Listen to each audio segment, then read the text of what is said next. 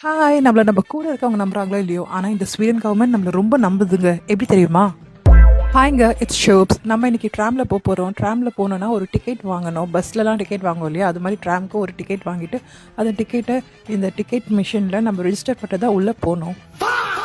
நான் இந்த ticket counter machine இருக்கு பாருங்க. இந்த மிஷின் வந்து ரூட்டுக்கு பக்கத்துல இருக்கு. ஏன்னா ட்ராம் ரூட்ல தானே போகும். ஸோ இங்க நம்ம அந்த டிக்கெட்ட ரெஜிஸ்டர் பண்ணிட்டு தான் ட்ராம்க்குள்ள போணும்.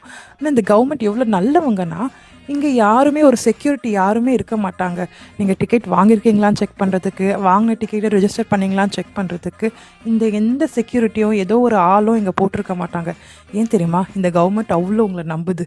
நீங்க கண்டிப்பா டிக்கெட் வாங்கியிருப்பீங்கன்ற நம்பிக்கை அவங்களுக்கு இருக்கு.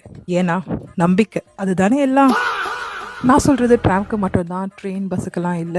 நீங்க ஒரு வேளை ஸ்வீடன்ல இருந்தீங்கன்னா, இதுதான் சாக்குன்னு டிக்கெட் வாங்காம போயிடாதீங்க. ஏன்னா ரூ. 200 குடுக்க வேண்டிய இடத்துல டிக்கெட் வாங்கலன்னு யாராச்சும் செக்கிங் வந்து மாட்டுனீங்கன்னா, நீங்க 1000 இல்ல 2000 இல்ல ரூ. 20,000 ஃபைன் கட்ட வேண்டியதா இருக்கும். ஸோ காய்ஸ், ஸ்வீடன் கவர்மெண்ட் நம்மள இவ்ளோ நம்புதுல்ல, அதுக்கேத்த மாரி தானே நம்ம நடந்துக்கணும்.